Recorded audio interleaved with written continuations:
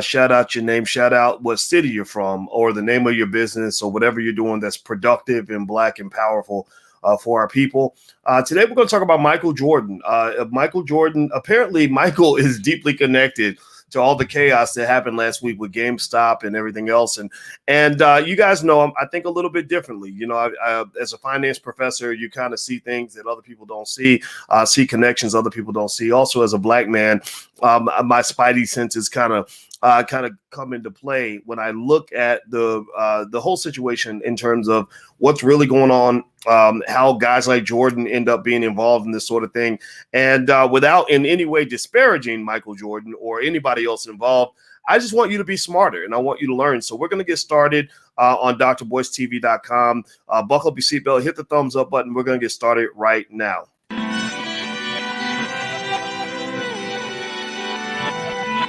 Here we are, clan the isms, cataclysm, great. Our people out here struggling, trying to make it in this state.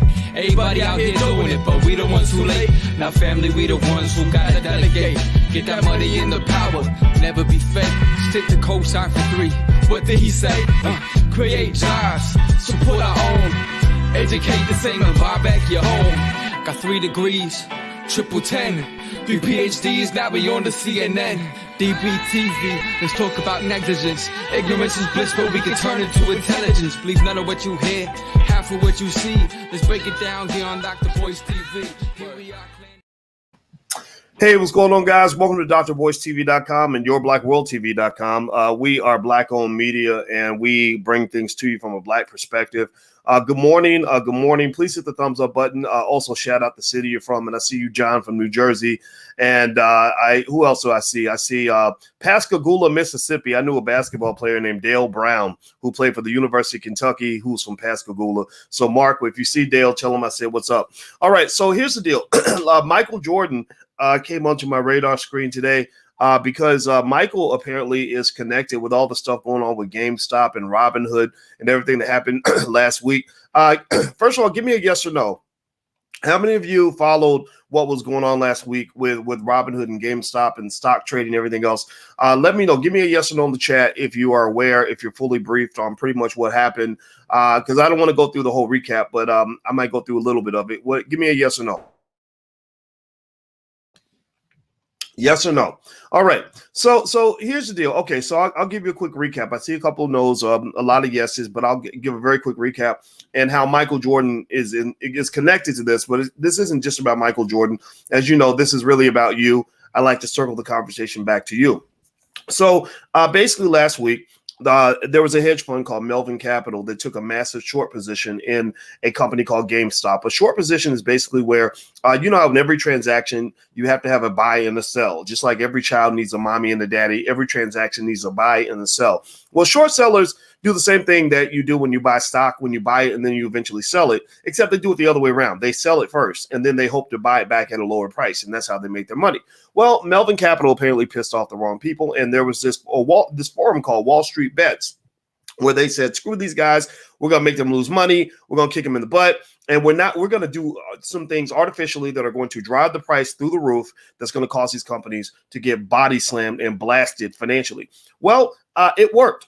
Basically, this group, Wall Street Bets, they did a siege on the Capitol, except before last week when you saw the toothless hillbilly Trump supporters that were sieging the Capitol with an O. Well, they seized the Capitol with an A. Right, so they went after the Capitol, whereas the hillbillies went after the Capitol. So what they did was they pushed the price up so much that a couple things happened. One, the hedge funds, Melvin Capital in particular, and a few others got body slammed. But then at the same time, there are a whole bunch of people cheering and super excited because they made a ton of money. I had a student call me who told me that he made almost $100,000 last week. It's nice to hear a black man say, I made $100,000 last week and it ain't involved like, you know, slinging dope or nothing. Right. So that's pretty cool. And there are black people out there like that. I know that everybody tells you that black people are all poor and miserable and we struggling and we can't do nothing without the help of Massa Biden. Somebody got to come save us. We don't. No. Black people don't need to be saved. There are black people who are actually able to save themselves. And that's what I believe in. Hashtag #B1 in the chat if you agree with me. So let's move on. So Michael Jordan, how does Michael Jordan get involved with this? Well, it turns out And I'm going to read this article to you here from news.com.au. I guess it's in Australia. But basically, Michael Jordan, as you know, he's the owner, the majority owner, if I'm not mistaken, of the Charlotte. Is it the Charlotte Hornets or Charlotte Bobcats? I don't know. I forget the names of irrelevant basketball teams that can't win anymore. I'm kidding. I'm being a jerk right now. But no, I like Jordan. I think he's a great businessman. And I actually took a visit to the Air Jordan building on the Nike campus. It's a big, beautiful building. I've met the CEO of the Jordan brand. His name is Larry Miller. He's a great guy, very, very smart brother. I like this guy a lot. And they've done some amazing things with that brand, by the way. I mean, it's really an example of how Black excellence works when you open those doors for Black opportunity and Black power. They've really done amazing things with their brand. So no disrespect to the Jordan brand or Michael Jordan, but that basketball team, come on, man, seriously. So anyway, so Jordan owns a big chunk of the team. I think he's the majority owner. And basically, here's the deal. Here's where it gets interesting. So the owner of Melvin Capital, a guy named Gabe Plotkin, apparently he just bought, like Michael Jordan just sold him a massive stake in the Charlotte basketball team. I keep calling them the Charlotte basketball team. Remind me, are they the Hornets or the Bobcats? I forget. I think they're the Bobcats, but I keep forgetting because I think back to the day when they were the Hornets, but I keep thinking they changed their name. I told you, they're not winning enough games for me to keep up with what they're doing. But basically, Jordan just signed a deal where Plotkin and a couple other guys, I think these are white boys, are they the Hornets? Okay, so somebody keeps saying the Hornets. Okay, I see Jeff Lightsey Jr. is in here, so he's helping me out. Jeff is little Stephen A. Smith. He's actually as good as Stephen A. in terms of his analysis of sports. So I trust Jeff. So Jeff tells me they're the Hornets, and they're gonna be the Hornets. I don't know why I thought Bobcats. Y'all gotta tell me. Maybe Jeff can school me later. But anyway, so it turns out Gabe Plotkin bought a big chunk of the Charlotte Hornets, and that was a big deal, because a lot of people have speculated that Michael Jordan was actually going to sell more of the team to these guys, to these hedge fund managers. Hedge fund managers are, kind of like the Pablo Escobars of the financial space. They have all the money. Some of these hedge fund managers make over $1 billion a year. I've never heard anything like that, right? That's insane. $1 billion a year, right? They got millions of people waiting at home for a $600 stimulus check. And you got hedge fund managers making over $1 billion a year. If you don't see something wrong with that picture, then I can't. Then you don't get the picture. You don't understand. We are not the same if you don't see something wrong with that picture. Well, basically, the reason that this is a problem is because Melvin Capital got hammered. I think they might have lost 40-something% of their capital. And so when your number one business partner, your financial savior to some extent, steps in, because remember, the NBA has been struggling financially. There are estimates that Jordan lost as much as $300 million last year in his net worth, which is a big chunk of his net worth. I mean, Jordan's worth about $2.1 billion.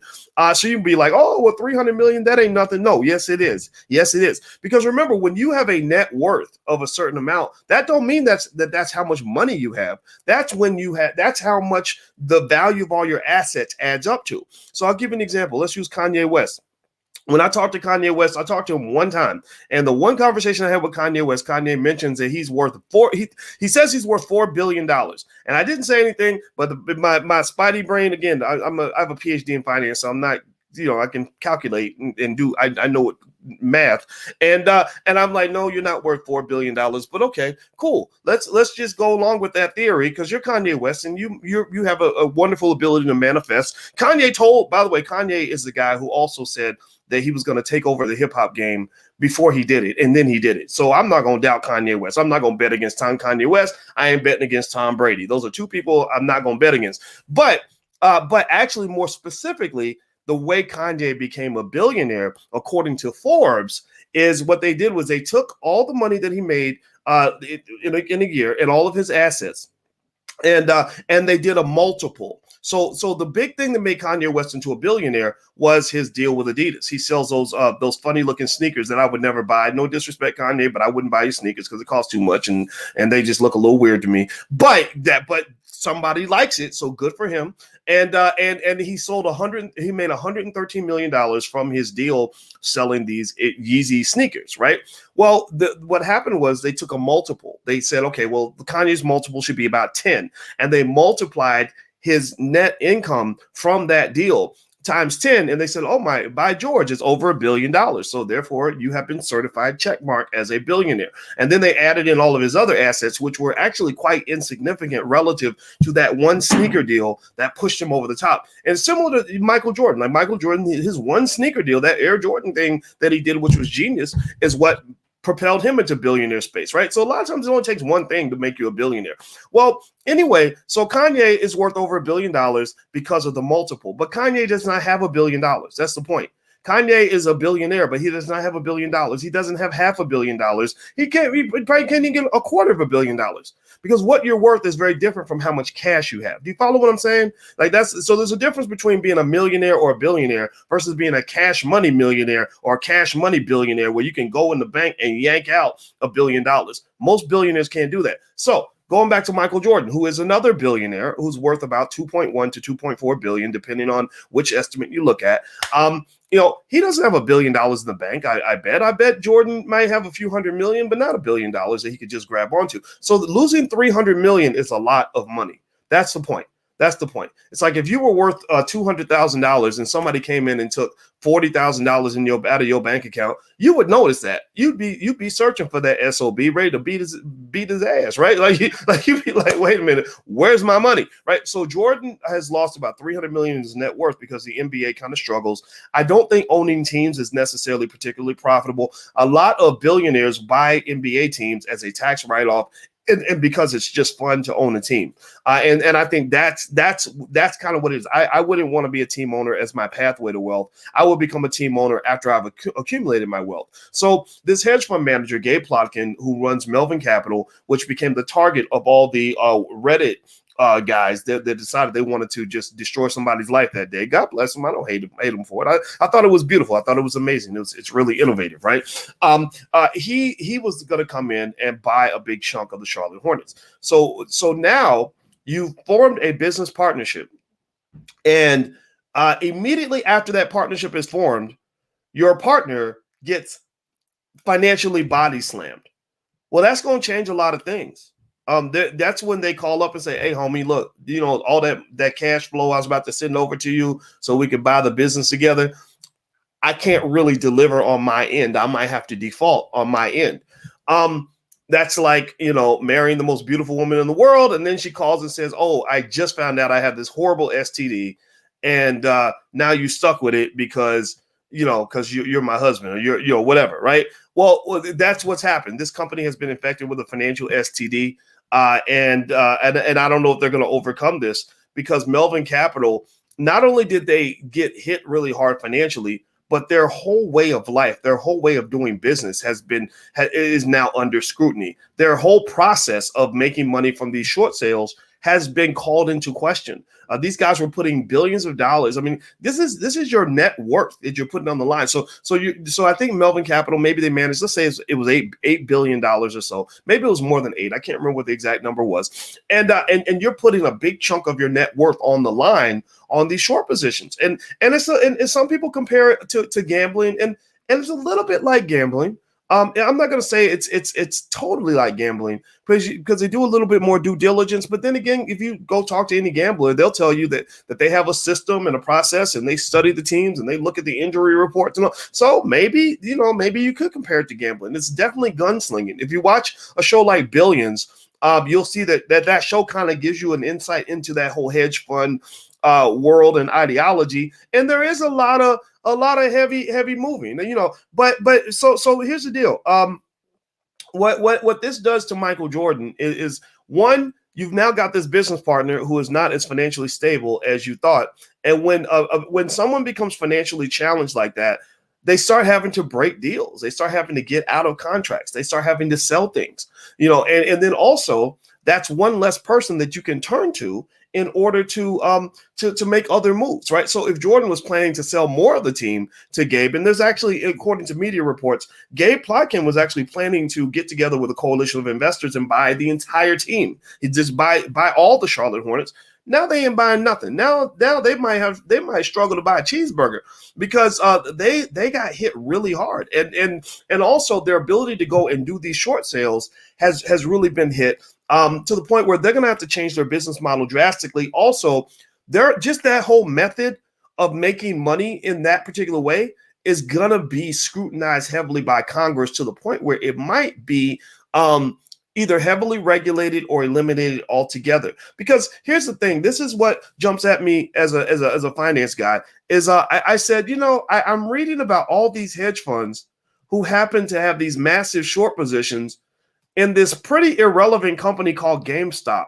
GameStop is not Apple. GameStop is, they're not even Tesla. GameStop is not, some massive corporation that everybody knows about per se. I mean, we know GameStop, but they're kind of they're like the Blockbuster of video games. Why all this interest in GameStop? And I'm like, how in the hell did we get to a point where all these gigantic funds suddenly have massive short positions in this one little company called GameStop? That sounds like collusion to me, right? I'm not saying it is. I don't know exactly what I got to keep researching this, but that sounds pretty collusive, right? Like, oh, we all got together and decided that we're going to go plunder this particular stock. And remember that every time you're making money in the stock market, it's a zero-sum game. When one side is making money, another side is losing money. So when these hedge fund managers end the year and say, I had $1 billion income this year, my question would be, where did that money come from? Who was on the other side of this activity that you were participating in that put $1 billion in your bank account? Now, do me a favor, if you could, please take a second, hit the thumbs up button, please hit the share button, hit the subscribe button. And also, by the way, you guys know I'm Black First, B1, hashtag B1 in the chat if you agree. We have a platform called the allblackagenda.com where I've got things there like one thing that you can use for investing. For example, we have a lot of tools because we believe in solving our own problems. We can do it ourselves. Don't get me wrong. Like, if white people want to help, that's fine. But Black people should be the first ones to step forward to save the Black community. So if you go to the allblackagenda.com, there are resources, mostly free and inexpensive, that you can apply to your family right now that will strengthen your position economically, spiritually, health-wise, educationally, etc. The homie Ice Cube has come through. We have a link to his contract with Black America, which is brilliant. By the way, a lot of the experts that contributed, including Dr. Claude Anderson and myself and many others, a lot of these ideas are there. This is a framework for Black people. Like, this is a solution for Black people. We're not begging or asking anybody to solve our problems. We can do it ourselves. You're not children. So go to the allblackagenda.com. And if you could, please hit the thumbs up button and subscribe to whatever platform you're watching this video on. We simulcast. The Black Boss channel is in particularly important because the blackbosschannel.com is where Black men are speaking. We need to hear from Black men. Jeff Lightsey Jr. is there. Tony Lindsay is there. Nathaniel Jordan, the Minister of Health is there. A lot of great people are there. So go check it out. I think you're going to like it. They do sports and financial stuff and everything else. But it's from a Black man's perspective. So there's that URL. All right, so let me read this article about Jordan in particular, and then I'm going to move into some other things related to what's going on with the hedge funds. Hit the thumbs up button. So it says, NBA icon Michael Jordan has found himself in the middle of the GameStop trading inferno that has turned Wall Street on its head this week. Jordan picked a very bad time to welcome new investors into his majority ownership of NBA franchise, the Charlotte Hornets, with business partners Gabe Plotkin and Daniel Sundheim, two hedge fund titans reported to have taken catastrophic losses on their short-selling war with Reddit forum investors.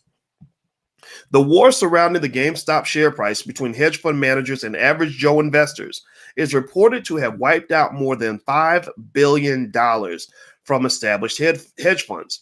At the center of it all is Plotkin and his Melvin Capital Fund, which pursued an aggressive short-selling strategy before being caught in the act by individual investors who had combined forces to drive up GameStop's share price more than 1,700%. I love hearing the stories about GameStop. I just read about a little kid whose mama bought him some shares of GameStop for Christmas. That's why I tell you guys every year, buy your kids stock for Christmas. And this little boy literally made thousands of dollars. Like, he's literally got more money than most grown-ups, and he's like 8 or something. like it's the craziest thing. So many people are doing better. I just want to warn you about being cautious about sort of buying too much into this Wall Street bets sort of approach to investing, though. This is not really investing all the time. Sometimes it's just straight up gambling. And gambling is a losing strategy long term. Just it doesn't mean you can't participate in the short term stuff. Just make sure you know the difference between when you're investing and when you're rolling the dice. Buying one stock hoping that it's going to flip in the next 2 days. That ain't investing, y'all. That ain't investing. That's like laying down with a woman and getting it in. That's not the same as actually becoming a parent and raising a child, right? So if you get it in with a girl, that doesn't mean that you're a parent. That just means that you got it in. Everybody gets it in. That's fine. Nothing wrong with that. But you also want to make sure that you have some sort of long-term process that involves diversified portfolios, buy and hold strategies that allow you to actually build wealth. A lot of these day traders don't build wealth. They become gambling addicts and they end up in Gamblers Anonymous and ruining their families and stuff like that. So do not get caught up in all of that, because that will make you bad. And also anybody that ladies, if you date a man or marry a man and he's too much into a gambling sort of mindset, just be careful, because that can be defined as what I call a financial STD. Gambling destroys families. So I'm not telling you not to participate. I'm not telling you not to have fun. If you got your little play money, play with your play money. Everybody make a trip through Vegas, but you don't make Vegas your lifestyle. You don't move to Vegas so that you can go to the casinos every day. That's not going to be a winning strategy for you. And I know some people might be offended by that, but I want to make sure that's clear, because I'm excited that everybody's talking about investing. But I want to make sure you know the difference. Do we get that? Give me a yes in the chat if you get what I'm saying. This is really my message for Black folks that are watching, or anybody else. You ain't got to be Black to be here. Just know that we're Black first. That's just what it is. But we don't hate anybody. We love ourselves. But I just want you guys to really understand that, so that you don't think it's something that it's not, right? A one-night stand is not a long-term relationship. A booty call is not a marriage. You understand? Make sure you know the difference. All right. So next, at the center of it all is Plotkin and his Melvin Capital Fund, which pursued an aggressive short selling strategy before being caught in the act by individual investors. Melvin Capital had bet against GameStop by short selling its shares, meaning that it stood to gain if the price went down and lose if the price went up. By pushing up the price of companies like GameStop, members of the Reddit group Wall Street Bets put the quote-unquote short squeeze on hedge funds, which saw them lose more than $5 billion. So a short squeeze is where basically it's just like, I don't know, like cock block, like financial cock blocking, right? Like basically, you see that they're about to go over here and get paid. And the way they're going to get paid is a pretty tacky way to get paid. But this is what hedge funds do, right? So they're basically positioning themselves such that if the if the stock price drops, they're going to make big money. Well, a lot of this information either becomes public, through some sort of filing, or it becomes public because the hedge fund managers, who deliberately manipulate stock prices, by the way, they deliberately manipulate stock prices. Jim Cramer, who does that great show, I forgot the I'm talking about Cramer. I forget the name of the show. Mad Money. Yeah, Mad Money. He talked about how if you have a short position, you will go and you will play with people's heads to get the stock price to drop. You will create seeds of doubt in the company to get the stock price to drop, because they know they know something. This is what I wrote my dissertation on, financial psychology. And basically, a lot of what you see that manifests itself in stock prices is psychological. It's just what people think. Like, if people think it's hot, then it becomes hot. If people think it's not hot, then it becomes not hot, right? And you're seeing this very clearly with the whole Reddit situation, because they're taking these worthless companies and making them worth all kinds of insane amounts of money. But that's a very difficult, very dangerous road to tread, because you never know when the bubble's going to pop. You never know when Cinderella's carriage is going to turn into a pumpkin and that stock is going to go back to becoming what it was before. So you got to be real careful about that. But with that said, they manipulate the stock prices. That's what they do. They say, think about it. I mean, seriously, give me a yes or no. Give me a yes or no. Honest question, honest reflection here. If you had $2 billion on the line, and it came down to you spreading some negative rumors to protect your investment, and it's $2 billion. It's not even $2 billion of your money. It's somebody else's money, right? They're gonna come break your legs if you don't come up with the cash. Wouldn't you do what you had to do to protect your assets? I mean, seriously, like, give me a yes or no. Let's just be honest here, right? So you're talking about billions of dollars on the line, and they're gonna go out and do what a lot of people would do, like, hey, you might want to sell that stock because that company's I heard they're having trouble. I heard their CEO, that the CEO's mistress is about to sue him, and right, like you just make stuff up, right? Rumors, that's what they do, right? So this manipulation is not just something that's done on the Reddit forum. This is something that's done with hedge funds in general. And the problem with that manipulation, though, is that when you spread negative rumors about people in companies, people get hurt. Like high school. If you're trying to steal some girl's boyfriend, excuse me, by secretly insinuating that she might be a slut, like people get hurt like that. That ain't right. That ain't right. Everybody type that ain't right in the chat. It ain't right for you to go and say things about her that might not be true. If you can't compete fair and square, if you can't just be the better woman, then don't go around, then back up. Go find another man that's in your category. Don't go and spread lies and rumors about somebody just so you can reduce her value in the public eye so that you can get what you want. But that's what they do. They want to buy the stock back cheap. So they go and they tell little, not so much lies and misinformation, but it's dangerously close to being misinformation. They'll say, well, I have it on good authority that Apple isn't going to make their earnings numbers, or I just heard that their new Mac is not quite ready for market yet. So you might want to, and they'll whisper it to the journalist. The journalist will go report it because they're looking for a story. And then boom, next thing you know, the stock price drops, and boom, they go snatch it up. So it's an ugly game. Well, it's not a fun game at all when you get busted. If anybody ever knows what it feels like to get caught in a lie, it ain't fun. And so Melvin Capital got caught in a real shady position. Some would see it as shady, and they admitted defeat yesterday with boss Plotkin, Gabe Plotkin. Gabe Plotkin is the guy who was going to buy a big chunk of the Charlotte Hornets from Michael Jordan, with Plotkin telling CNBC that his fund had closed its position in GameStop on Tuesday, accepting huge losses. It reportedly required a huge bailout to stay afloat. The saga took another turn on Friday, with GameStop shares crumbling by almost half their value on the back of a restriction of purchasing any of the company's shares, temporarily, at least giving hedge fund managers some respite from their world of pain. So this, now Michael Jordan ain't got nothing to do with this, but it does kind of speak to you when you do business, being cautious about sort of who you're connected to and things like that. Because here's what went down there. And by the way, hit the thumbs up button. Hit the thumbs up button before, as we move forward. And also, by the way, if you want to learn more about investing, stuff like that, you can get a free month in my Black Stock Market program. The URL is right there on the screen. It's very popular. Thousands of people love it, and it's really good. So feel free to jump in there and do that. Also, hit the thumbs up, share, subscribe button if you haven't done it yet. We're building Black Media. We really need your help on distribution so we can make sure that all of us become smarter about how these things work.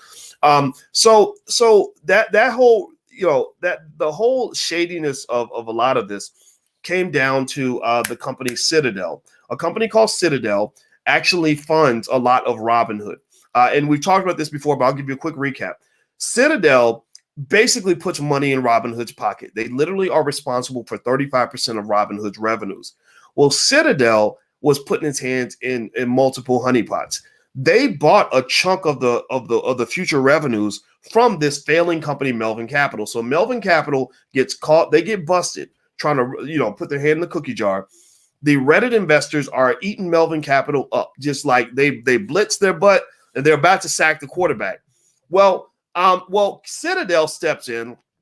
And when they're seeing Melvin Capital drowning, Melvin Capital literally is on the verge of bankruptcy. Remember, Melvin Capital is run by Gabe Plotkin, who was partnering with Michael Jordan to own the Charlotte Hornets, right? So Plotkin's screwed, right? He's crying. He's like he's waving the white flag. He's praying for mercy.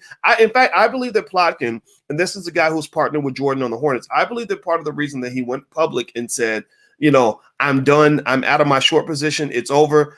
I believe that part of the reason he did that was because they were hoping that the price would drop back down again, that the Reddit investors would call off the dogs and go, take their attention elsewhere.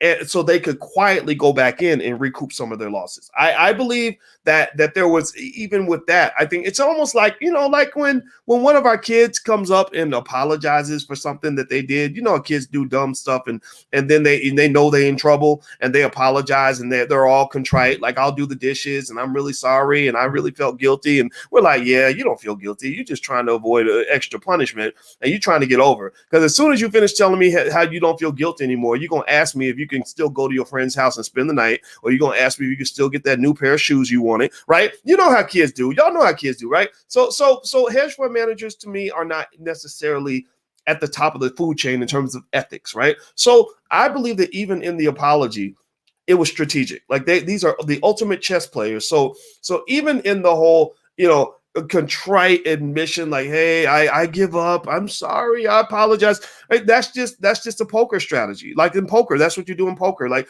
poker is a great game for math, psychology, and strategy. I love poker. I'm a good poker player. I don't like gambling, but I love poker. And one of the things about poker is you got to know when to hold them, know when to fold them, know when to walk away, know when to run. You have to know when you're beat, right? And you have to accept that. You can't allow your ego to cause you to say, I'm not beat, I'm going to keep going, right? Because then you're going to push yourself into an early grave. So you say, look, I give up. I'm sorry. You got it. All right. You got the juice, homie. There you go, right? So that's what they were doing. And I believe they were doing. And the reason you do that is not because you really think you're defeated forever. It's because you know you're defeated in the moment. Like, okay, yeah, you know what? I'm losing the battle, but I'm still going to win the war, right? So I think that they were admitting that they lost the battle, but they were going to go back and win the war.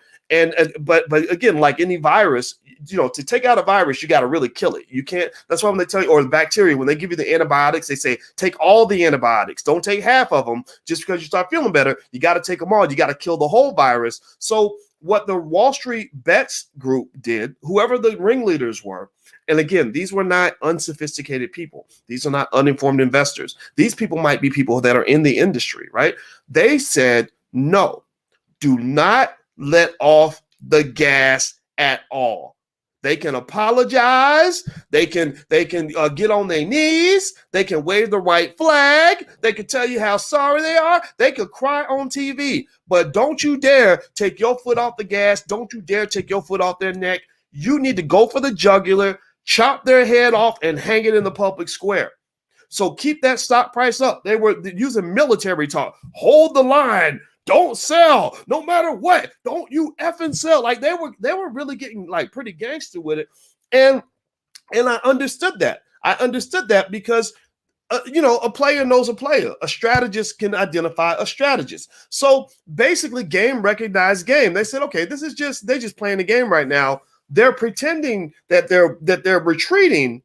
But in military strategy, when you retreat, sometimes you retreat so you can regroup and reattack. So they were saying, no, we need you to wipe this company off the face of the earth. So they kept going. And to their point, I mean, I kind of applaud that. I kind of like the whole Robin Hood aspect of it to some extent. Rob from the rich, give to the poor. F the big fund managers, the billionaires. I hate that. I hate, that's one thing I hate about America. We're too greedy. The 1%, y'all need to give it up a little bit. You got people out here waiting for $600 stimulus checks. Y'all need to be writing those stimulus checks. Seriously. So, but here's the thing, though. Here's the part that you got to be cautious about, though. In the middle of these bloody, chaotic wars, there still has to be some degree of moderation. There still has to be some degree of regulation. There still has to be some degree of consumer protection. Because in the middle of the battlefield, imagine if everybody's charging in the battle and you got like little 5-year-olds, trying to fight, they're gonna get hurt. Or little old ladies trying to participate, they're gonna get taken down. Or people who don't know what's going on, right? I'm not worried about the strategists and the warriors and the people who are ready to take the loss. What I'm thinking about are the people who get caught up in the frenzy who are going to lose. I read a statement the other day from a person that was a part of these Wall Street Bets forums, and he literally talked about, he was a 23-year-old kid who talked about the fact that when he first started with Wall Street Bets, he had $35,000 in net worth. He said that's dropped down to $3,000. He said, I've lost almost all my money, and I got to find a different way to invest. And so what I'm saying to you is that everybody ain't winning. Like everybody, when I jumped in, oh my God, I don't know I don't know which part of the army I was on. I wasn't really in anybody's army. I mean, I'm not a $1 billion hedge fund manager, but I'm not a crazy white boy on Wall Street bets. Like I'm not 23 years old. I'm much older than 23, but I saw what was happening and I said, okay, let me go ahead and let me take some of my play money and just buy me some GameStop. I bought in at 113. I immediately sold my call options. I did not want to wait around to see what happens. I wasn't trying to hold the line. I don't have any particular loyalty to GameStop or Wall Street bets. I'm loyal to the Black community and to the Black woman and children that are in my household. That's what I'm loyal to, right? But so I said, okay, let me see if I can make a little bit of money here. And I jumped in. I sold the call options at 130, 140. I picked a really healthy strike price. The reason I did that was because the call options were super expensive. And when things are overpriced, you sell. You don't want to buy things that are overpriced. You sell things that are overpriced. So I said, well, crap, this is crazy. I can make a ton of money just selling the options. And then I don't have to really hope that the price goes up. I've already got a big chunk of my money.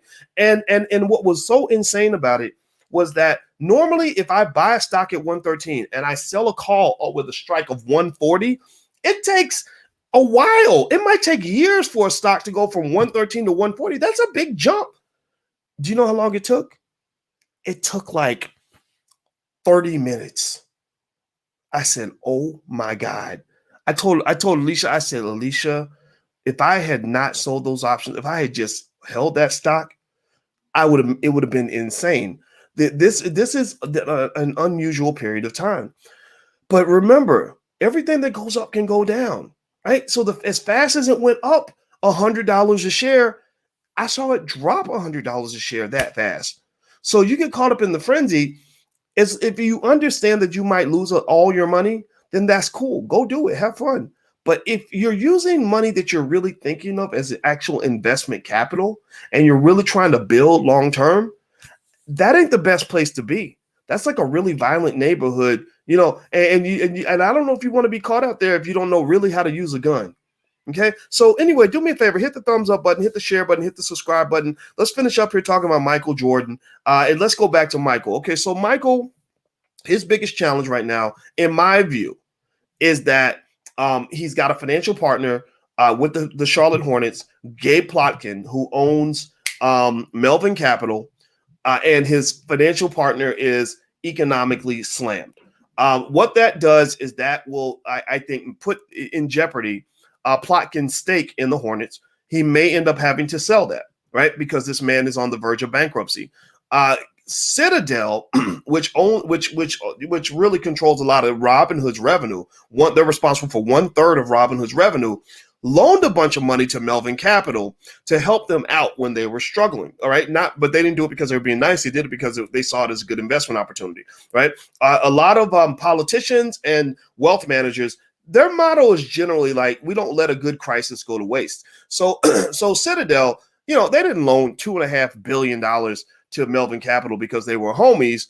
They did it largely because they said, oh, this is a great opportunity for us to own a substantial stake of the revenue of a company that has potential. So they injected this $2.5 billion into the company. And the big problem with that investment is that they had an overwhelming amount of influence on Robinhood. And so while the CEO of Robinhood has denied vehemently that Citadel, who controls 1/3 of their revenue, had any say in their decision to restrict trading on that stock, it looks awfully sketchy. Think about it like this. Give me a yes or no. If somebody pays 1/3 of your bills,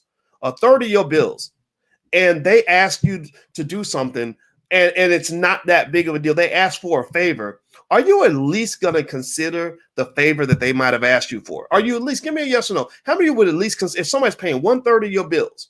Right. And I think the answer is yes. And so what people are claiming is that no, there's no evidence that Citadel ever asked him to do anything. And there's no evidence that Robinhood ever agreed to do anything. But it looks awfully damn suspicious. It's incredibly circumstantial from the outside observer that you happen to do something significant for a major business partner that just happened to benefit that company to the tune of billions and billions of dollars.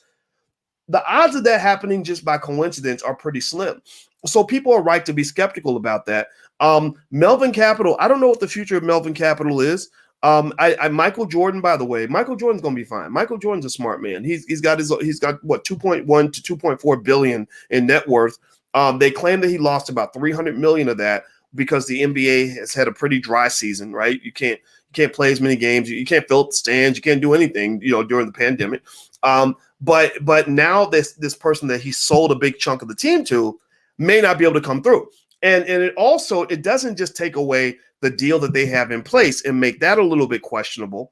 It also affects future deals that they're claiming were anticipated. They anticipated that Plotkin, who owned Melvin Capital, was going to actually buy the entire team. Now that's all kind of done, right? So the odds of that happening are slim to none. So this is where Michael Jordan's involved. But I don't think he has anything to do in terms of where he invests his money and stuff like that. So it doesn't go deeper than that. But he is deeply connected. So again, it's like marrying somebody and then finding out that they actually had $400,000 in student loans and never told you, right? Or dating somebody and you thought that they were free and clear to be in a relationship, and you find out that they're still they're still sleeping with their ex, right? That's kind of what's going on here. And I think that this also, to make it sort of reduce that into a real life practical example for all of you that go into business, checking the financial stability of your business partner or being prepared for changes in the financial stability of a business partner is important when you're going into business with people. And it's not just financial stability though, it's all forms of stability. Like, so if you and I get together and start a business together, and then suddenly you're going through a terrible divorce where your spouse might take half your wealth, and also you can't show up to meetings because you're arguing with your husband or your wife every day. And then also I find out you have a crazy cousin who is embezzling the family money, then I may not want to do business with you because that may be too much drama. So I think in this particular case, Jordan might be aware of not just the financial drama in terms of how that impacts past, present, and future economic relationships, but also the PR, just the fact that there are. He's like, we got idiots like Dr. Boyce Watkins talking about putting my name in his mouth, talking about what I got going on, and we got all these media outlets all around the world writing thousands of articles connecting me to something that is just bad for almost anybody's brand. And I think that's the interesting thing going forward. This whole Reddit versus Wall Street thing is interesting because it's being positioned as Occupy Wall Street 2.0, the poor against the rich, class warfare. I don't think it's so much class warfare though, because this idea that somehow this is the poor against the rich, it's there a little bit, but it's a little bit deeper than that, right? And also these hedge fund managers at some point are going to find a way to utilize this momentum to their favor. Remember, a lot of these, this bro culture of investing on Reddit and Robinhood and all that. Remember, they were funneling money right into the hands of billionaires by doing that. They had harnessed all of this populism, this investment populism, and said, yeah, get on Robinhood, dude. Robinhood is for the average guy, dude, right? And the billionaires were making a killing off this. Robinhood is a $20 billion company because they were able to harness this emotional energy that comes with this sort of economic populism that people were feeling. And so I'd be curious to see how this plays out.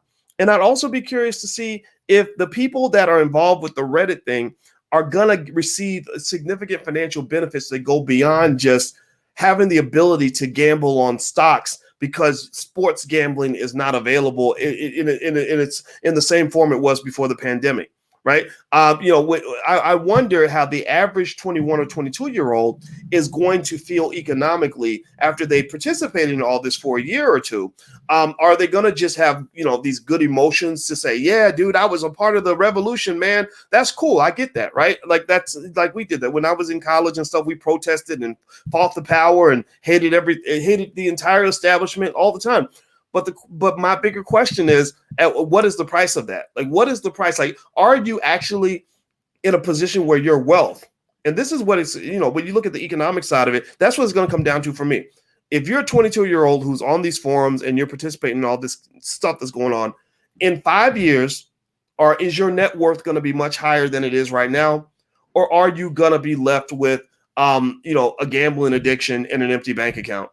So be very careful about what that is. I encourage, how I am with black folks. I could probably be called a racist almost. I don't think I am because I don't hate anybody, but people might call me that because I'm definitely into kind of exclusionary participation by black people, which says, look, your agenda needs to be different from their agenda, right? When they're fighting, that don't make it your fight. When the Republicans and Democrats are going at it, you can observe, you can learn from it, you can benefit from it, but jumping right in the middle of it may not be your thing, right? So when I see so when I saw Democrats, Republicans fighting it out over the summer or with storming the Capitol, I didn't feel like that was black people's fight. I also, in this particular case, with the Redditors, the white boys on Reddit going against the Wall Street establishment, I don't really see that as our fight because I can see some issues on both sides of the equation. What I would prefer is that you observe it and understand it and figure out ways that you can pursue your unique agenda as a black person in the context of all of this, right? If that means hopping into GameStop and hopping out and making some bank so you can then go and fund a more stable long-term portfolio, then go do that, right? Or learning about how Wall Street works or somehow or forming an opinion about the wealth gaps and things like that that exist in America. That's cool. But don't think that you have to really sort of see either side as completely legitimate or completely valid, because I believe black people have a different set of needs, a different trajectory than the rest of the country. We have bigger issues like rebuilding communities, rebuilding families, obtaining our reparations, educating ourselves, and achieving forms of economic independence that were denied to us through slavery and Jim Crow. Okay, do you get what I'm saying? Give me a yes or no if you get what I'm saying. So anyway, so I want to leave this URL right here on the screen. There's a free training on how to buy your first share of stock. If you've already done that, if you already know how to buy stock, then sign up anyway, because then you'll be on the Black Business School email list, and I'll send you all kinds of information, all kinds of free stuff that will help you become a better investor, because I want you to become an investor and I want you to win. I do not want you to think that gambling's investing and to lose all your money and to get caught. And then here's the other thing too. You don't just lose your money, you lose your peace of mind. That's the other thing they don't talk about.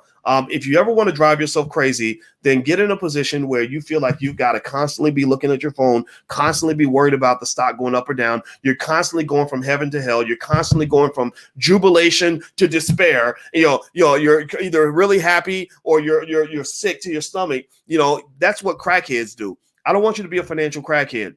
I want you to find a way to have a healthy relationship with your money and with your wealth, where you can say, okay, 3 years ago, I was here. I started from the bottom. Now I'm here, right? 3 years ago, I had this much net worth. Now I'm doing better. Now, 3 years ago, I had no financial independence, but now I'm financially independent, financially stable. I've got multiple streams of income. I've got a healthy, balanced financial diet. Wall Street bets ain't that. Wall Street bets is something different. That's like this fun space where people are able to connect socially, and they enjoy that. They need that during the pandemic. It's also a space where there's a lot of gamble talk. If you listen to the language, they talk like they're betting on sports and not making long-term investments. Okay, so but this, I don't want to sound like an old man making this judgment call, but everybody needs an OG in their life to kind of guide them and or at least provide some input for you to consider as you make your own decision. Got it? Make sense? Okay. All right. So by the way, Michael Jordan, if you see this video, it's no disrespect. I think that you're a great investor and a winner and a champion, and I admire everything you've accomplished. And so I wish you the very best. All right, guys, I'm out of here. Hit the thumbs up button, hit the share button, hit the subscribe button. Also, you can go to First Share Stock to sign up on our email list and all that good stuff.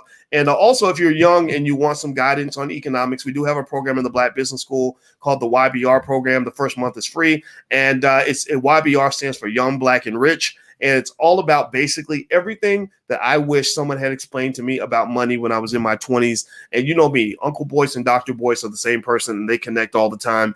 And I just take it in every direction in terms of making sure you're fully prepared to win your own economic battles and to ultimately win the economic war. Got it? All right. Give me a thumbs up in the chat or give me a yes in the chat if you get what I'm saying. All right. So I'm out of here, guys. Have a good day. Thank you for listening. I'll talk to you soon. Be good. Peace.